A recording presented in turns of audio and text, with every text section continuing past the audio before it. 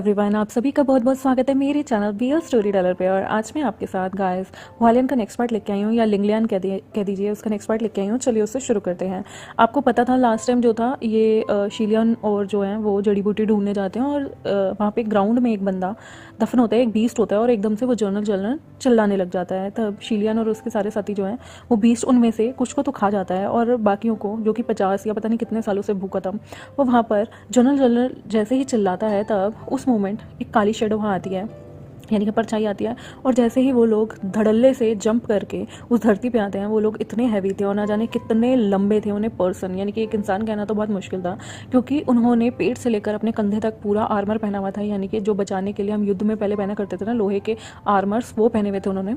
और वो लोग इतने ज़्यादा लंबे थे, बिल्कुल वुल्फ की तरह लग रहे थे। और जैसे ही वो धरती पे लैंड होते हैं ना, मतलब उछल के आते हैं, तो धरती बिल्कुल कांप रही थी, क्योंकि वो बहुत लंबे, मतलब इनसे दुगने तिगने लंबे थे हाइट में। और सारे के सारे, एक नहीं, वहाँ से ना जाने 10 या एक दर्जन बंदे जो हैं वो कूद कूद के वहाँ जाते हैं। तभी शिलियन उन्हें देख के समझ आता है ये बेन्यू के सोल्जर्स हैं। ये ब्लैक स्पिरिचुअल एनर्जी से इनकी जो वेव है वो चलती है, और ये जो सोल्जर्स हैं वो इतने टाइम से नहीं मरे। मतलब यहाँ पर कोई ऐसी काली जादू या काली शक्ति एग्जिस्ट करती है जिसकी वजह से ये यहाँ जिंदा है। शिलियन की बॉडी जो है वो कहीं ना कहीं इन सबको देख के थोड़ी सी ना स्ट्रेस्ड हो गई थी, क्योंकि वो रुइयों का इस्तेमाल इमिडिएटली नहीं कर सकता था, क्योंकि सामने जो है ना बंदे वो दर्जनों के हिसाब से हैं, और दर्जनों के हिसाब से शिलियन किसी को नहीं मार सकता था। वो बंदे इनसे हाइट में और वजन में, हर चीज़ में वो बंदे इनसे कम से कम दुगना या तिगना अपना अपीयरेंस रखते थे। हैवी बॉडी थी बिल्कुल, जैसे हम कहते हैं ना एकदम हल्क टाइप में वो बंदे थे। और इतने लोगों से एक बार में रुइयों को, अगर एक बंदे को स्ट्रैंगल करना भी पड़ा, मतलब अपने धागों में बांधना भी पड़ा अपने रिबन के अंदर, तो वो सिर्फ एक बार में एक बंदे को मार सकता है। इतने में तो दूसरा बंदा दूसरे के ऊपर चढ़कर उसको कुचुम्बर निकाल देगा। ये जो बेन्यू के सोल्जर्स हैं ना, वो उन लोगों को आपस में देखते हैं, धीरे धीरे कुछ बात कर रहे होते हैं। पहले तो वो लैंग्वेज ना शिलियन को समझ नहीं आती, क्योंकि 200 साल हो चुके थे उसे अभी इस बेन्यू किंगडम में आए हुए, और 200 साल से लगभग शिलियन ने जो है चीज़ों को स्टडी नहीं किया। 200 साल गाइस, अगर हम 10th का ही हमसे कोई क्वेश्चन पूछ ले तो कम से कम हमें बहुत देर लग जाती है कोई चीज़ समझने में, तो उसे 200 साल पहले इसने की लैंग्वेज सुनी होती है तो उसे याद नहीं होता। लेकिन फिर धीरे धीरे जब वो बोलते हैं तो वो कोई बहुत भारी भरकम वर्ड्स तो यूज़ नहीं कर रहे थे, वो सिंपल सोबर वर्ड्स यूज़ कर रहे थे। तो शिलियन जो है वो समझ जाता है कि ये कहना क्या चाहते हैं। तभी जो बेन्यू के सोल्जर्स होते थे ना, उनके फर्स्ट सोल्जर्स को हमेशा जर्नल कह के पुकारा जाता था, और वो लोग कह रहे थे कि इन लोगों को एक जगह से दूसरी जगह शिफ्ट कर देते हैं। तभी शिलियन जो है उन सबको बोलता है, उसके साथ सेनलिंग होता है, उसके साथ वुयाओ होता है, और उसके साथ जो नैनफेंग होता है, उन सबको बोलते हैं कि तुम लोग वो पहले गहरी सांस लेता है और कहता है सारे के सारे पैनिक मत करना, ये बेन्यू के सोल्जर्स हमें मारने नहीं आए, ये यहाँ पर जो है ना हमें एक जगह से दूसरी जगह लेके जा रहे हैं। बट किसी भी चीज़ को ब्लाइंडली ट्रस्ट मत करना, बिना सोचे समझे कोई भी हरकत मत करना, वरना मैं गारंटी नहीं ले सकता कि ये तुम्हें दबाकर नहीं मारेंगे। भाई साहब वो खली जैसे बड़े बड़े थे, और मतलब ऐसे किसी का नाम नहीं लेना चाहिए, सॉरी, बट वो बहुत बड़े, बहुत बल्कि बिल्कुल हल्क जैसे थे, और उनके सामने पिद्दी पिद्दी से ये लोग क्या कर लेंगे। और ये सर्कमस्टांसेस ऐसे नहीं है कि तुम सामने एक बहुत बड़ा बंदा खड़ा है और उससे तुम पंगा ले लो। जैसे कि एक मरियल सा बंदा एक पहलवान से पंगा ले तो वो ऑब्वियस सी बात है वो पिट के ही आएगा, आप कितना भी करेज दिखा लें। और सामने अगर 12 पहलवान हैं और आप एक पिद्दी से बंदे हो, तो आप 12 के 12 से मुकाबला नहीं कर सकते। आप एक से कर सकते हो, 2 से कर सकते हो, बाकी तो आपको दूर देंगे पकड़ के। तो शिलियन जो है ना वो उनकी तरफ देखता है, वो सोल्जर्स उनके साथ हार्ड नहीं था डील करना, वो बहुत ही मोटी चमड़ी के लोग थे। और शिलियन सच में इस वक्त सोच रहा था कि रुइयों का इस्तेमाल करना थोड़ा ठीक नहीं रहेगा। और सेंगलिंग ना उस वक्त कुछ कहता नहीं है, और सारे के सारे ना सच में उन्हें शिलियन का ओपिनियन जो है ना वो ठीक लगता है, और वो अंधों की तरह वहाँ पर कुछ भी बिना सोचे समझे कुछ भी रिएक्ट नहीं करना चाहते थे। और वहाँ पर वो हाफ बरिड फेस जो होता है ना, वो ज़ोर ज़ोर से चिल्लाता है, जर्नल प्लीज़ मुझे जाने दो, मैं आप लोगों के दुश्मन को यहाँ ले आया हूँ, तो प्लीज़ मुझे मेरे घर वापस जाने दो, मैं अपने घर वापस जाना चाहता हूँ। और जैसे वो सब बोलता है, तभी ये जो ग्रुप होता है बेन्यू के सोल्जर्स का, वो उनका जो फेस होता है ना वो बहुत एक्साइटेड हो जाता है। वो ऐसा लग रहा था जैसे ये जो बंदा रो रहा है, जो अंदर बरी है एक धरती के अंदर, ये राक्षस टाइप का इंसान जो बरी हो रखा है। तभी बेन्यू जो है वो आपस में कुछ बात कर रहे होते हैं और चिल्ला रहे होते हैं, और उनका फेस जो था ना वो ऐसा लग रहा था जैसे 50 से 60 ईयर ओल्ड हो। और यहाँ पे जो धरती है ना वो इस आदमी की वजह से ही फर्टिलाइज़र थी। ऐसे ही थोड़ा टाइम बीत जाता है, तभी एक बंदा जर्नल बोलता है। वहाँ की जो सॉयल थी ना वो आपस में बहुत जहाँ से आवाज़ें आ रही थी वो ट्विस्ट हो रही थी। और जो ये बंदा था, जो ये सॉइल के अंदर दबा हुआ था, इसका फेस थोड़ा डिस्गस्टिंग था। और जर्नल जो था ना वो तभी के तभी अपने दांत भरे टीथ लगे होते हैं उसके कपड़ों पे, वो वहाँ पर बहुत शार्प नज़र से देखता है और अपने टीथ से पियर्स कर देता है उस हाफ बरीड फेस के सिर को। और वो एक ही झटके में उस हाफ बरीड फेस जो होता है ना, वो एक बार चिल्लाता है, उसके फेस को ही उड़ा देता है। तब उसके जो शार्प टीथ थे ना, वो इतने ज़्यादा तगड़े होते हैं कि वो किसी का सिर भी उड़ा सकते हैं। तो ये जनरल जो है वो हाथ में उस चीज़ को उठाता है और उस हाफ बरीड फेस को ना अपरूट कर देता है, मतलब उससे जड़ से ख़त्म कर देता है। और जनरल जो है उसका फेस जो है उस जड़ से निकालता है। और तभी के तभी वो बंदा फिर से चिल्लाता है, मुझे जाने दो, मुझे जाने दो। लेकिन ये फेस जो था वो अब नेक से कनेक्टेड नहीं था और टूटा हुआ था। और ग्राउंड जो है वो अब इस बंदे को अपनी किसी की पर्सनल बॉडी चाहिए, क्योंकि इसकी जो बॉडी थी वो तो स्केलेटन बन चुकी होगी। तभी वो काफ़ी चालाक किस्म का इंसान था। तभी सारे लोग कहते हैं ये क्या है, ये क्या है। शीलियन कहता है, जब ये बंदा देख रहे होता है ना, और तभी वो सोल्जर जो है उसको, उस आदमी को, मतलब जो वो हाफ बरीड फेस डीमन था, शैतान था, जो भी था, उसे उसकी बॉडी दिखाता है। तो वो भी बोलता है ये क्या है। तो वो चिलियन कहता है ये तुम्हारी बॉडी है, क्योंकि उसका फेस तो धरती में जमा हुआ था, लेकिन जो उसकी बॉडी थी वो गल चुकी थी। उसकी आत्मा जिंदा थी या जो भी था, उसकी शैतानी शक्तियाँ जिंदा थी, लेकिन उसकी जो लोअर बॉडी थी वो कंकाल में बदल चुकी थी, क्योंकि उससे वहाँ दफन हुए हुए कम से कम 50 से 60 साल हो चुके थे। उसकी बॉडी पे अब कुछ भी चीज़ नहीं थी और ना ही नरिश हुई थी उसकी बॉडी, क्योंकि उसकी बॉडी की वजह से जितना भी ये किंडर मून हर्ब्स हैं ये सारी नरिशमेंट ले चुकी थी। तभी उस बंदे को ऐसा लगता है और वो बोलता है ये कैसे पॉसिबल है, ये मेरी बॉडी नहीं हो सकती, ये मेरी बॉडी है ही नहीं। उसकी वॉइस जो है वो शॉक्ड में होती है। शिलियन जो है वो अपना सिर हिलाता है और सेनलैंग बोलता है, तुम अपनी खुद की बॉडी को नहीं पहचान पा रहे। अगर ऐसा केस है तो तुम्हें क्या लगता है कि तुम्हारा मुंह किससे बाहर आया है? क्या तुम सोचने समझने में कुछ गलती कर रहे हो? वो बंदा जो हाफ बरीड फेस होता है वो कहता है, इसके साथ क्या बुरा है? तुम देख नहीं रहे ये जो बॉडी है यहाँ दफन है, ये बहुत पुरानी हो चुकी है, स्केलेटन में बदल चुकी है। तभी वहाँ पर वो लोग कहते हैं इतना भी बुरा नहीं है, तुम यहाँ पर दफन हुए भी काफ़ी टाइम हो चुका है। तभी वो बरीड फेस जो है वो कहता है, हाँ मुझे पता है, लेकिन ये इतना भी लंबा टाइम नहीं हुआ, ये पास्ट के कुछ साल की ही बात है, जब मैं यहाँ ये सब चीज़ें खाकर सरवाइव कर रहा था और इंसेक्ट की तरह क्रॉल करता हुआ यहाँ आया था। और ये धीरे धीरे सारी चीज़ें बढ़ती गई। मुझे नहीं पता कि ये कैसे हो गया। वो अपनी ही बॉडी को देखकर अभी तक यकीन नहीं कर पाया था कि उसकी बॉडी ने अब उसकी मतलब एक स्केलेटन में बदल चुकी है। और ना जाने कितने इंसेक्ट उसकी बॉडी को और उसकी ना जाने कितनी चीज़ों को खा चुके हैं। अब वो ह्यूमन नहीं रहा, अगर उसे लगता है वो ह्यूमन रहेगा तो। और ना जाने उसने भी कितने बंदों को यहाँ खाया है और उसकी बॉडी पे ना जाने कितने बग्स जो थे वो आके चिपक रहे थे, उसको खा रहे थे। वो हमेशा से सॉइल में बरी रहा है और उसका फेस जो था वो अभी भी ये नहीं देख पा रहा था कि उसकी बॉडी की क्या स्टेट हो गई है इतने सालों में। और वो इनकेपेबल था इस चीज़ को एक्सेप्ट करने में, जबकि उसे एक्सेप्ट करना चाहिए कि वो अब ह्यूमन नहीं रहा है। शायद उस पर कोई कर्स आया होगा। तभी वो जो फेस था ना, जो कि बरीड था इतनी देर से मिट्टी में, वो एक्सप्लेन करता है यहाँ ना जाने कितने पीपल हैं जिनकी जो टंग है वो रिलेटिवली लंबी है, क्योंकि उसकी भी टंग जो होती है वो लंबी होती है। सेनलैंग स्माइल करता है। शिलियन देखता है कि यह आदमी अभी भी गिव अप करने को तैयार नहीं है। और तभी के तभी वहाँ पर वो जो फेस होता है ना वो स्माइल करता है और एक दूसरे के फेस पे देखता है। तभी सेनलैंग कहता है, तुम्हें अभी भी ऐसा लग रहा है कि तुम ह्यूमन हो? वो बंदा कहता है, ऑफकोर्स मैं ह्यूमन हूँ, ऑफकोर्स मैं ही ह्यूमन हूँ। तभी सबको सब अजीब लगता है, क्योंकि ये बंदा था ना, ये इसे लग रहा था सॉइल में इतने टाइम तक दफन रहेगा और उसकी बॉडी को कुछ नहीं होगा। वो सब पे चिल्ला चिल्ला के बोलना चाहता था कि ऐसा हो ही नहीं सकता, जब मेरा शरीर और मेरा मुंह और मेरी जुबान ठीक है तो मेरी बॉडी कैसे ख़राब हो सकती है। बट वो कुदरत का करिश्मा था। तभी वो कहता है, मैं वापस जाना चाहता हूँ, मैं वापस जाना चाहता हूँ। तभी कोई बंदा खांसी करता है। उसकी लाफ्टर जो थी ना सबके कानों में चुभ रही थी। और फाइनली बेन्यू के जर्नल्स इरिटेट हो जाते हैं और वो एक बार में उसका लात मारते हैं और उसका स्कल फेस जो है वो बुरी तरह से मड में शैटर हो जाता है, टुकड़े टुकड़े हो जाता है। और वो रोता है, चिल्लाता है, कहता है मैं ह्यूमन हूँ और ऐसा नहीं हो सकता।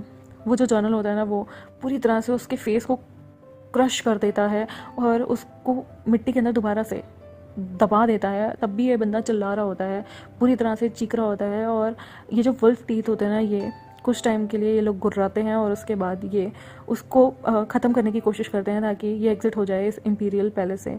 शिलियन जो है वो सामने से चीज़ें देख रहा होता है, उसके सामने चीज़ें होती हैं और सेनलैंग जो होता है वो उसके पीछे खड़ा होता है। और वहाँ पर जो लोग थे उन्हें फोर्सिबली वो लोग एस्कॉर्ट करके बेन्यू की किसी और साइड लेके जा रहे थे और यूथ जो थे वो लगातार कदम से कदम बढ़ाकर वहाँ चल रहे थे। शिलियन जो है वो ट्राई कर रहा होता है कि कोई अपॉर्चुनिटी की वो बात कर सके इन लोगों से, लेकिन कुछ टाइम के बाद वो नोटिस करता है कि बेन्यू के सोल्जर्स जो हैं वो आपस में चैट कर रहे हैं। शिलियन जो है वो कहता है, ये बोल रहे हैं कि लीडिंग बेन्यू सोल्जर जो है वो किस तरह का है। तभी सनलिंग उसे आंसर करता है और शीलियन जो है वो फिर से क्वेश्चन पूछता है और वो कहता है जब ये बेन्यू किंगडम डिस्ट्रॉय हुआ था यहाँ पर सिर्फ एक जनरल था जिसका नाम केमो था। शीलियन कहता है केमो।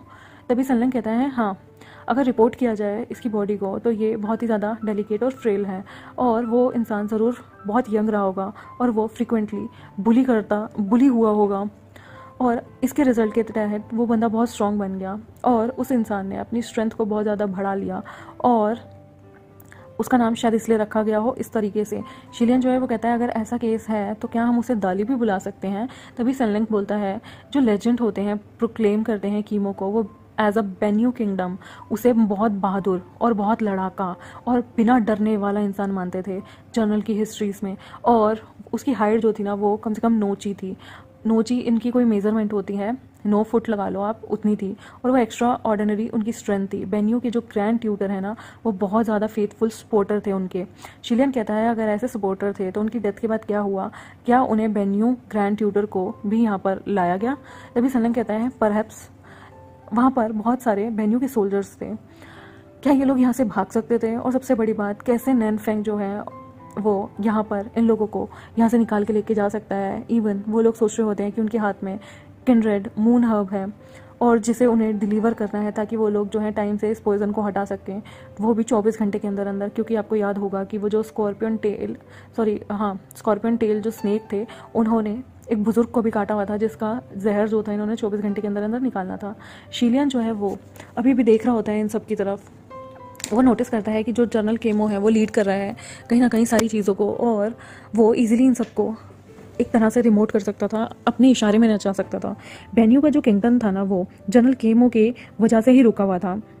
शीलियन चलते चलते रुकता है और अपना सिर उठा के देखता है।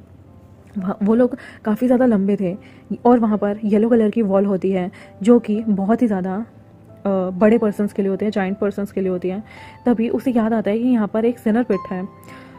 वो पहले यहाँ रह चुका था, आज से 200 साल पहले शीलियन यहाँ पर रहता था जो कि बेन्यू का किंगडम के पीरियड ऑफ टाइम था। एक्चुअली तब वो एंटर हुआ था बेन्यू सिटी में और वहाँ पर ना तो वो सिनर पिट था और वो देखता है कि सिनर पिट जो था अब बंद कर दिया गया था। उसका दिल जो है वो कहीं ना कहीं तेज़ दौड़ने लगता है कि क्या जो ये सिनर पिट है यहाँ पर ये लोग हम लोगों को फेंक देंगे। वहाँ पर एक सीढ़ियाँ थी जो कि येलो कलर की जो दीवारें थी उनसे बाहर जाया करती थी और स्लोली सारे के सारे उस पर चढ़कर उस स्टेयर केस पे चढ़कर शीलियन जो है वो नीचे की तरफ देखता है और कॉन्स्टेंटली देखता रहता है। वो समझ जाता है, उसके दिल जो है ज़ोर ज़ोर से धड़कने लग जाता है। वो समझ गया था कि कुछ तो गड़बड़ होने वाली है, कि ये लोग जो हैं उन्हें टॉर्चर कर सकते हैं, हो सकता है उन्हें उस पिट में जो कि ये सिनर पिट जिसे बोलते थे, मतलब पाप के घड़े में, पाप के गुफा में या फिर हम कहें पाप के कुएं में धकेलने वाली सीन कोई होने वाला था। वो दूसरों के लिए सोच रहा होता है क्योंकि ये तो फिर भी शीलियन तो फिर भी चलो रुयो की हेल्प से खुद को बचा लेगा, लेकिन बाकियों का क्या होगा, इन लोगों को रेस्क्यू करने कौन आएगा। तभी शीलियन जो है उसके दिल में अजीब सी फीलिंग हो रही होती है। वो स्पिरिचुअल एरे जो था वो एक पर्सन के लिए था और अगर उसमें कोई गिर जाए उस पिट के अंदर तो उसकी एक्सटर्नली वो ऊपर चढ़कर नहीं आ पाएगा क्योंकि वहाँ पर जाने के बाद उसकी शक्ति शायद बाउंड हो जाए। तभी वो जानता था कि यहाँ पर वापस चढ़कर आना इस जगह से बहुत ही मुश्किल हो जाएगा किसी के लिए, क्योंकि वहाँ पर ना ही कोई लैडर थी ना ही कोई सीढ़ी थी और अगर कोई नीचे तक वहाँ जाता है तो ऊपर से नीचे गिरते गिरते ही एक एरे एक्टिवेट होता है और वो पर्सन जो है वो नीचे ही नीचे जाता जाएगा। शीलियन जो है वो अपना हाथ जो है वो वॉल पे रखता है। तभी उसके हैंड पे जो है एक निशान आके लगता है जो कि स्मॉल सेक्शन ऑफ वॉल था।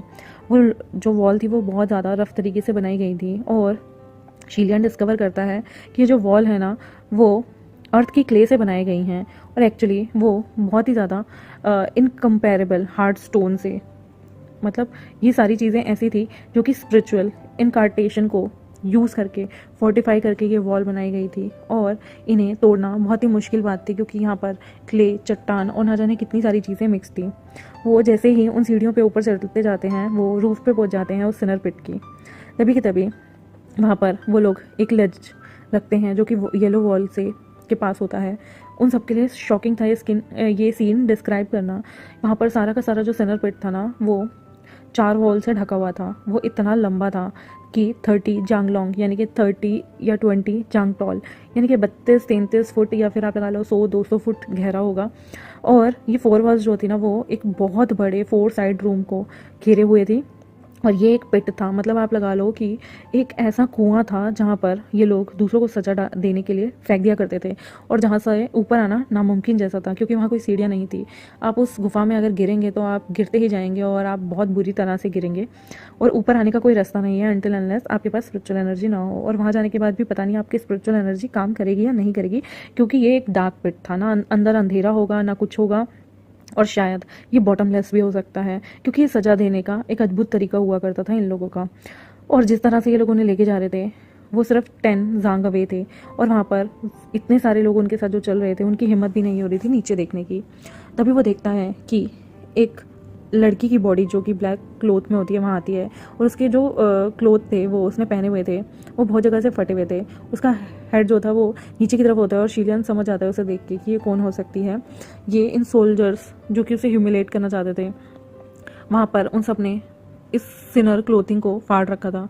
वो उसे नंगा करके, मतलब किसी को नंगा करके लटकाना चाहते हों, वो वहाँ पर उस इंसान को बुरी तरह से मार देना चाहते थे, बिना कुछ खाने की चीज़ दिए हुए, बिना पानी दिए हुए। जो सिनर था ना, यहाँ पर ना जाने कितने लोगों के सिनर पिट था, इसमें ना जाने कितने लोगों के लाशें दफन होंगी, क्योंकि सिनर पिट में जाने के बाद ना तो बंदे को खाना मिलेगा, ना पानी मिलेगा, ना हवा मिलेगी, और उसमें इतना अंधेरा होगा कि धीरे धीरे उसकी बॉडी खुद ब खुद सड़ जाएगी। और वो देखते हैं कि वहाँ पर एक यंग गर्ल का कॉप लटकी होती है, जो कि बुरी तरह से ख़राब हो चुकी थी, सड़ चुकी थी, और शायद उसे उसके मरने तक इस तरह से इतना टॉर्मेंट दिया होगा। वो जो लिटिल गर्ल की बॉडी थी ना, वो उस प्लेस पे रखी गई थी, टांगी गई थी, वो बहुत ही क्रूअल चीज़ें दर्शा रही थी। तभी वहाँ पर तियानशेंग, ए जाओ और अदर जो है वो इस सीन को देखते हैं, और उन्हें वो बिल्कुल पीले पड़ जाते हैं कि ये लोग बहुत ही खतरनाक तरीके से लोगों को मौत की सज़ा देते हैं। और केमो जो था वो रुकता है एक जगह जाके, और वो जैसे ही उन लोगों की तरफ देखता है, तभी सिनर पिट से वो बिल्कुल ही पास आ जाता है। तभी शीलियन जो है वो उसे अजीब सा लगता है, और वो कहता है ये इस तरह से चिल्ला क्यों रहा है। नेक्स्ट मोमेंट वो रिसीव करता है एक आंसर को, जो कि उसने क्वेश्चन किया था। रिस्पॉन्स में कीमो जो है वो ज़ोर से चिल्लाता है, और तभी के तभी डार्क लाइट जो है बॉटम से, पिट के अंदर से एक डार्क लाइट आती है, और वो ज़ोर से चिल्लाता है। वहाँ पर एक टाइगर, एक वॉल्फ, एक मॉन्स्टर और एक सुनामी जैसी आवाज़ें आ रही होती, और वो 100 टाइम्स ख़तरनाक होती हैं। और वहाँ पर जितने भी बंदे थे ना वॉल के पास, वो सारे के सारे डर जाते हैं उसकी ये रोर सुन के, इस तरह से गुर्राने की आवाज़ें सुन के। शीलियन जो है सुनता है, और उसे अजीब सा लग रहा होता है ये लोग चिल्ला क्यों रहे हैं, क्योंकि वहाँ पर क्रिमिनल को फेंका जाता था, तो क्या पता ये लोग इन्हें भी वहाँ पर टूर्नामेंट के, मतलब टॉर्चर करने के लिए फेंक रहे हों। ये कीमो जो था वो शायद चिल्लाकर किसी को आगाह करना चाहता था, किसी को बुलाना चाहता था। और शीलियन जो है वो तभी की तभी आवाज़ सुनता है, फेलो ब्रदर्स।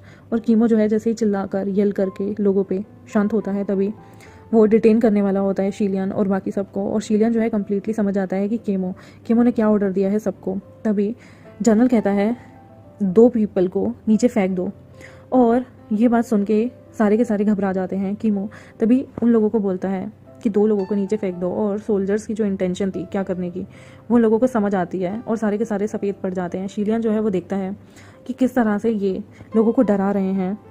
वो आगे की तरफ आता है और सॉफ्टली कहता है, आप लोगों को नर्वस होने की ज़रूरत नहीं, अगर ऐसा कुछ होता है तो मैं सब उससे पहले, आप लोगों से पहले मैं इन चीज़ों को फेस करूँगा।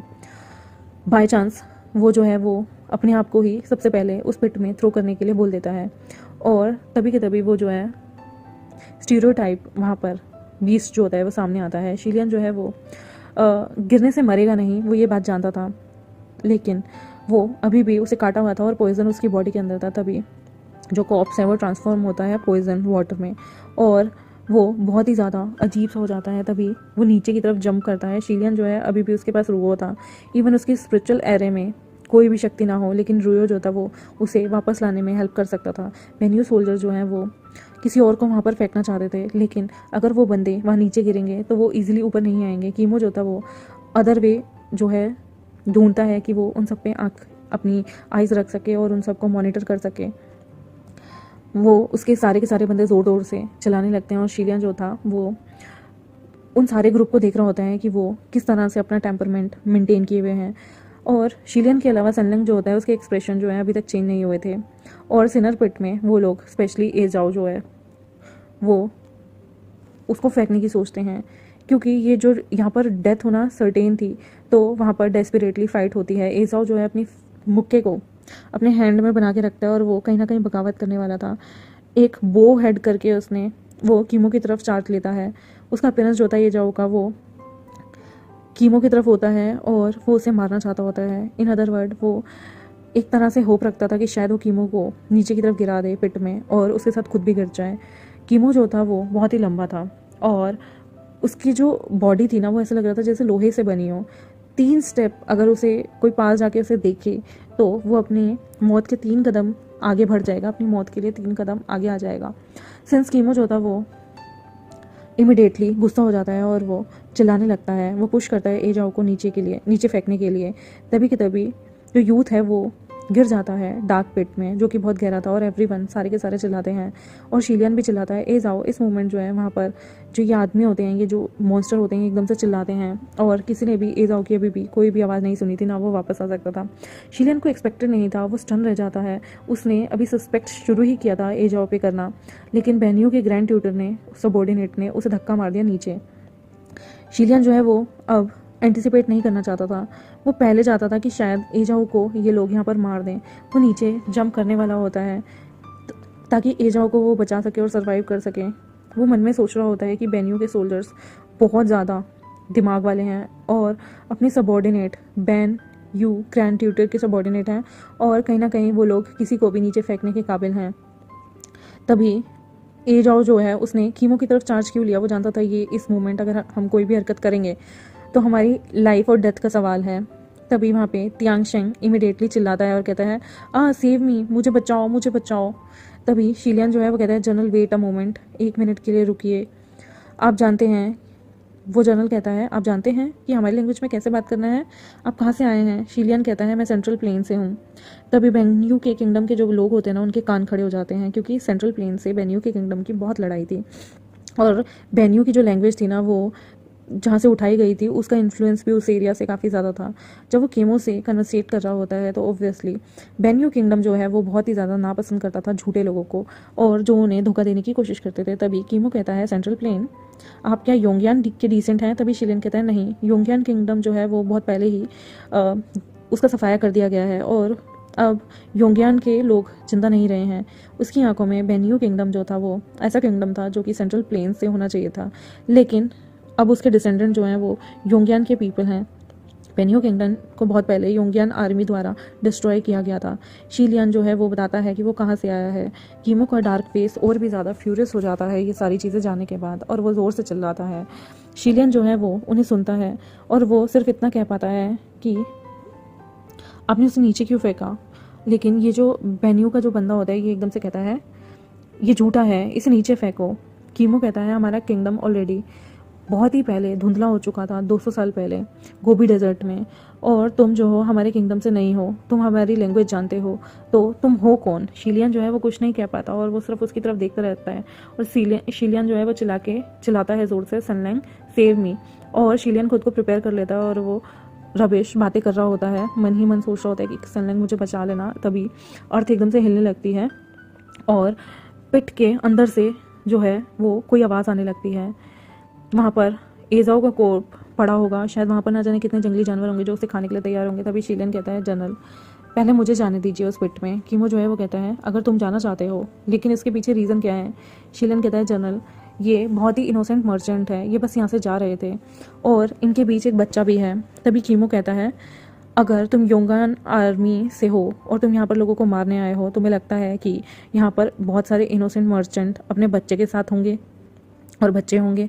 तभी जो बेन्यू के किंगडम था वो पूरी तरह से डिस्ट्रॉय हो गया था बहुत सालों पहले ही और उसके सोल्जर्स जो थे वो सारे के सारे मर गए थे और ना जाने वो कितनी दूर से रुक रुक कर यहाँ चल के आया करते थे और न्यू रिजीम उन्होंने कायम कर ली थी। कीमो जो है वो कहता है तुम बहुत ज़्यादा सस्पिशियस लग रहे हो, मैं तुमसे एक क्वेश्चन पूछना चाहता हूँ, तो तुम नीचे जा सकते हो या फिर तुम्हारी जगह कोई और नीचे जा सकता है? इस केस में जो है कुछ नहीं हो सकता था। शिलियन प्रिपेयर होता है उसे वो आंसर देने के लिए और पहले ही वहाँ पर जंप लगाने के लिए, लेकिन वो देखता है कि सनलैंग जो है वो आगे की तरफ आता है, एक स्टेप बढ़ाता है, उसका दिल ज़ोरों से धड़कने लगता है और वो अपना सिर जैसे ही घुमाता है, ये जो यंग मैन होता है ना, ये अपने हाथ को अपनी छाती की तरफ क्रॉस करता है और अपनी छाती की तरफ अपने हाथ फोल्ड करके खड़ा होता है।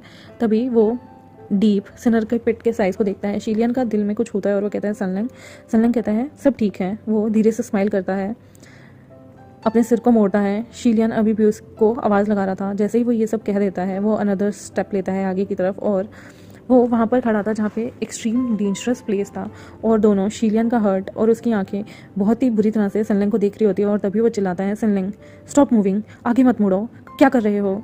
लेकिन सनलिंग जो कि एज पे खड़ा था उस पिट के, वो उसके अंदर गिर जाता है और यूथ के जो रेड क्लोथ होते हैं ना वो हवा में उड़ रहे होते हैं बुरी तरह से। सनलिंग जो है वो शीलियन को एक प्यारी सी स्माइलिंग फेस देता है, मतलब उसकी तरफ देख के स्माइल करता है और कहता है डरना मत। शीलियन कहता है तुम तुम तुम वापस आओ, वापस आओ तुम, अगर तुम वापस नहीं आए ना तो तुम्हें डरना बंद नहीं करूँगा। सनलिंग कहता है इसकी तुम्हें कोई ज़रूरत नहीं और तुम्हें चिंता करने की भी कोई ज़रूरत नहीं है, मैं तुम्हें पहले नहीं छोड़ूंगा, हम ज़रूर बहुत जल्दी एक दूसरे को देखेंगे।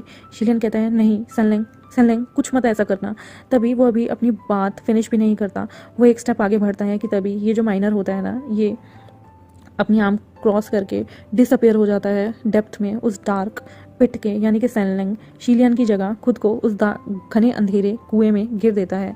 और कुछ सेकंड बाद जैसे ही सनलिंग जो है वो जंप करता है, रुयो जो है वो फॉलो करता है शीलियन की रिस्ट से, और वो वाइट होता है और कहीं ना कहीं वो इस यंग मैन को पकड़ना चाहता था। और जो स्पीड होती है सनलिंग के गिरने की वो बहुत ही ज़्यादा तेज़ होती है कि वाइट सिल्क जो है वो अभी तक उसे नहीं पकड़ पाया था। और सनलिंग के क्लोथ भी जो है वो डिम लाइट में शायद उसे दिख ना रहे हों। तभी रुयो वापस आ जाता है शीलियन के पास। शीलियन एकदम से वहाँ पर घुटनों के बल बैठता है उस टॉल वॉल के सामने और ज़ोर से चिल्लाता है सनलिंग, और उसे कोई भी रिस्पॉन्स सुनाई नहीं देता।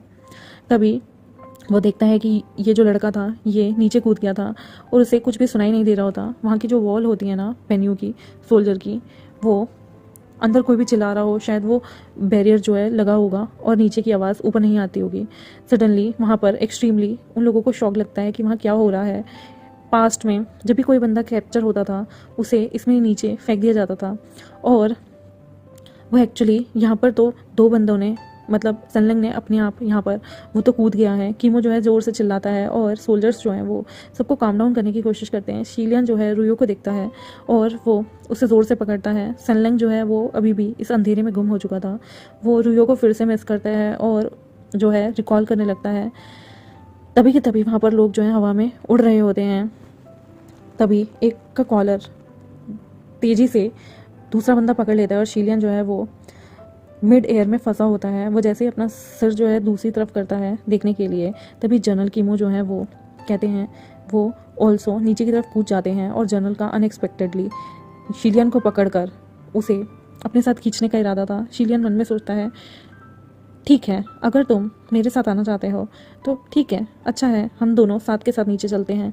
और जैसे ही वो ये बोलता है तभी एक वाइट स्नेक, रुयो जो है सडनली एक वाइट स्नेक की तरह कीमो की आर्म पे चढ़ जाता है और रैप हो जाता है, और जनरल की एंटायर बॉडी जो है वो देखती रह जाती है। और कीमो देखता है कि कैसे ये वाइट सिल्क जो है स्ट्रेंज तरीके से उसके आसपास लिपट गया है, और ये जो कल्टिवेटेड अनकॉन्शियस चीज़ है वो इसकी बाजुओं पे आकर इसे कितना फोर्स कर रही है। और रुयो जो है वो कोलाइड हो जाता है उसके हाथों के साथ। शीलियन जो है वो कीमो की तरफ डेडलॉक देता है और सडनली वो कुछ ऐसा करने वाला था जिससे सबकी आंखें खुली रह जाती। वहाँ पर जो कॉप्स लटका हुआ था पोल पे वो धीरे से मुड़ता है, उसका सिर ऊंचा होता है। तभी क्राउड जो है वो पेन्यू का सोल्जर नोटिस करता है कि कैसे वो जो कॉप्स है ना, यानी कि वो लाश मुड़ रही है जो कि उन्होंने सूली पे टांगी हुई थी, और तभी वो उस कॉप्स को स्ट्राइक करते हैं। लेकिन तभी वहाँ पे ब्लैक क्लोथ में गर्ल आती है जो कि समहाउ मैनेज करती है अनटाई करना चीज़ों को, और वो पोल से नीचे कूद जाती है और वो भागती भी वहाँ आती है। ब्लैक ब्रीज भी वहाँ बुरी तरह से चल रही होती है और सोल्जर जो है इमीडिएटली स्ट्राइक करते हैं, और बहुत सारे सोल्जर्स जो हैं वहाँ पे टॉल बिल्डिंग से उस वॉल की तरफ गिर जाते हैं। सोल्जर्स जो हैं वो अभी भी उस सिनर पिट के अंदर गिरना नहीं चाहते थे क्योंकि वो बहुत खतरनाक था। और कीमो जो है वो कर्ज करने लगता है क्योंकि वो बहुत ही ज़्यादा अजीब सी सिचुएशन हो गई थी। तभी कीमो कहता है कि ये स्लट यहाँ दोबारा कैसे। नेक्स्ट मोमेंट कीमो जो था वो अभी कंटिन्यू कर्स कर ही रहा था क्योंकि शीलियन जो था वो सडनली कुछ स्ट्रेंथ लगाता है और उसे जनरल को उस पिट के अंदर अपने साथ गिरा देता है। और जो ये पिट था ना, वहाँ पर एक बार तुम गिर जाओगे तो तुम वापस से मुड़कर ऊपर नहीं आ सकते। जैसे ही वो गिरते हैं कीमो जो है वो रिलीज़ करता है और वो एकदम से शैटर होता है क्योंकि शीलिया ने उसे पकड़ के खींच लिया था, और रुयो भी उसे पूरी स्ट्रेंथ के साथ नीचे आ जाता है। कीमो जो है वो एक किक करता है और डिस्टेंस हो जाता है उन दोनों के बीच में। उन दोनों के कान जो थे ना वो प्रोटेक्टेड होते हैं। वो ज़ोर से चलाना चाहता होता है लेकिन रुयो जो है वो गाइड अप करता है और ग्रैब कर लेता है किसी चीज़ को। शीलियन जो है वो एक ऐसा लग रहा था जैसे उसे एक क्वेश्चन की तरह यूज़ किया जा रहा हो। जैसे ही वो लैंड होता है वह एक्सट्रीमली मिजरेबल फैशन कंडीशन में होता है। इस सिनर पिट के अंदर जो है उसे ऐसा बनाया गया था कि ये बाहर की लोगों से डील करने में सक्षम था और यहाँ पर जो आवाज़ थी वो बाहर नहीं जाया करती थी। और हम नेक्स्ट एपिसोड में देखेंगे कि आगे क्या होगा। तब तक के लिए मेरे चैनल को सब्सक्राइब कर दें, मेरे चैनल से जुड़े रहें। Bye bye.